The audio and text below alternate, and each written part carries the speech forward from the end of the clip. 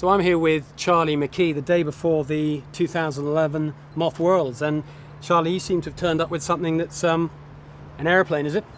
It's a wing sail. There's 3 have been built by Object 2, and I'm going to be the test pilot, so I'm feeling privileged to be able to be the one to take it and race it in its first major championships. So this sail, I believe, was originally developed by and for Bora, who brought it here and isn't actually using it in the World Championships. So how come that's happened, Charlie? Bora and George Pete were the 2 who helped build it and originally started sailing it. And they got it a long way, but it came to a point a week before the regatta where there were some weaknesses to it that we didn't quite have figured out yet. And of course, you know, they're battling to try to win the championship. Just in 1 minute, can you just tell us what control does what in the simplest possible way? Yep, absolutely. You still have the main sheet, just like any other boat. Trims the wing in and out. I've taken off the outhaul, taken off the Cunningham, taken off the boom vang, and you have this line right here, which is the camber, basically, which puts power in, takes power out. So upwind you have less camber, downwind you have more camber, and that's sort of the one power depower control that you have. So in a lot of ways, it's elegant in its simplicity. So this is this doesn't have a twist adjustment, this particular one. It does not have a twist adjustment. It has a middle element, which also has its own control here, and is sort of variable the amount that the middle flap is open bottom to top. And the designers and builders who are a lot smarter than me have sorted that part out, and those are the types of things that moving forward, if I had 3 weeks instead of 3 days and 3 months instead of 3 weeks, that's where the extra speed would come from that, you know, would be able to put me contending for the top 10. We know that probably one boat will turn up tomorrow with a wing sail. Just from your point of view, do you think it's a good thing for the class, and do you intend to go down that route yourself? I don't really think it's a good thing for the class, and I know that I will be seen to be commercially motivated with that sentiment, but I think there's a lot of people outside the class who are going, oh, you know, the Moth class is about development. Well, yes, it is, but it's also, the Moth class historically has looked at new stuff coming along and gone, do we want this? When foils came along, it wasn't just, yes, foils are allowed, it's let's look at what the Moth is. The Moth is a single-hulled boat. So the first foilers had the foils on the end of the wings and effectively made a catamaran or trimaran, giving it a heap more stability than a single-hulled boat. So the rule was not changed but interpreted to say, well, these foils are part of the boat, so they can't be, you can't see air down the middle. So we ended up with the current configuration, which turns out to be a great configuration. It's like the difference between a tricycle and a bicycle. You learn to sail this unstable thing and it actually works really well. Yes. You don't see people racing tricycles very often. There's a couple of things you've got to factor in when you think about it. One is the heritage of the Moth. It's always been an open development class. Without that spirit, we wouldn't have the awesome foiling machines that we have now. We'd have Europe dinghies, which were a Moth originally. So I guess you've got to be mindful that you don't want to shut things down right where they are now, for sure. Just because we've got a big fleet doesn't mean that the development should stop. Having said that, personally, the thing that really attracts me to the Moth after sailing 18-foot skiffs for so long is they're light, they're easy to move around. I can go down after work to my sailing club, Wallara Sailing Club, rig it up by myself, put it in the water. 20 minutes later I'm sailing, get it out of the water myself, pack it up, 20 minutes later I'm home. My wife barely notices. Well, she does, but it's not too bad. Yeah. How do you transport it, and how hard is it to get in and out? I mean, could you do this by yourself, or do you now need 2 people with a mast like this? You know, it's quite light, and it's actually quite easy to pop in and rig. As far as actually dragging it in the water and back out, George has done it by himself. I don't want to risk it, so I have someone help me carry it in and out. But that part is really not that big a deal. It hasn't proven to be fragile, and it hasn't proven to be difficult. There's 2 parts of this. Firstly, the practicality of this huge solid wing is I see a problem. Not only transport and manhandling and storing and rescuing, But the fact that the rule of the Moth class is one sail, and as much as you interpret the current configuration of the C-class type wing, it is two sails. They're saying it's a mast and a sail.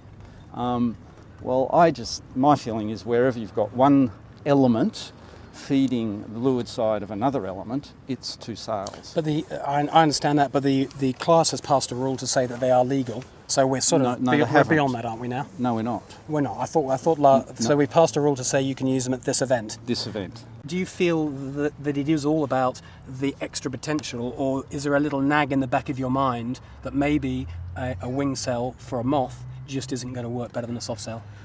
I'm not positive about either. I think if it's going to work on a boat, it would be great to have it work on a Moth. It seems like an ideal match. Some of the issues that I think we're facing are with Reynolds number. We're operating in a sub 200,000 regime, which is kind of it's where windmills work, it's where gliders work, and there's not a whole lot of knowledge out there about what's happening with airflow in that regime. There's going to be a lot of people argue, what if we banned foils? You know, where would the class be? Well, it wouldn't be anywhere. There's no doubt about it. It would be still a little bumbling class that it was.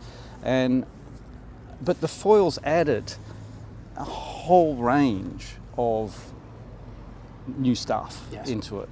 A wing sail makes it maybe a little faster, although it hasn't proven. I think the wing sail came 42nd in that event. Yes. So you're saying, what's the point? Why are we doing? It's just like a falling piece of of fashion, is it maybe? If it does get its legs up, then is it going to add 1%, 2%? Understand. And if it adds 2%, suddenly you've got this monster that you have to have.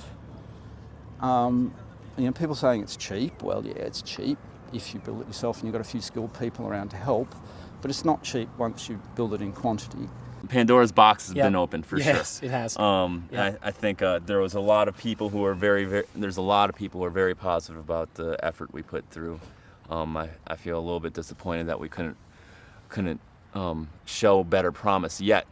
It doesn't mean it's not going to show promise. The conditions that we've had so far hasn't been ideal for it. Yeah.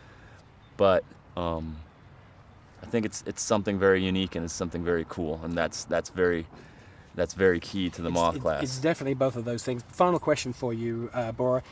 It is cool and it's legal, but is it right for the class? I mean, it's right for people like yourselves. It's possibly right for some of the other professionals. But what about the guys who are struggling with their budget, who are building the boat in their own backyard?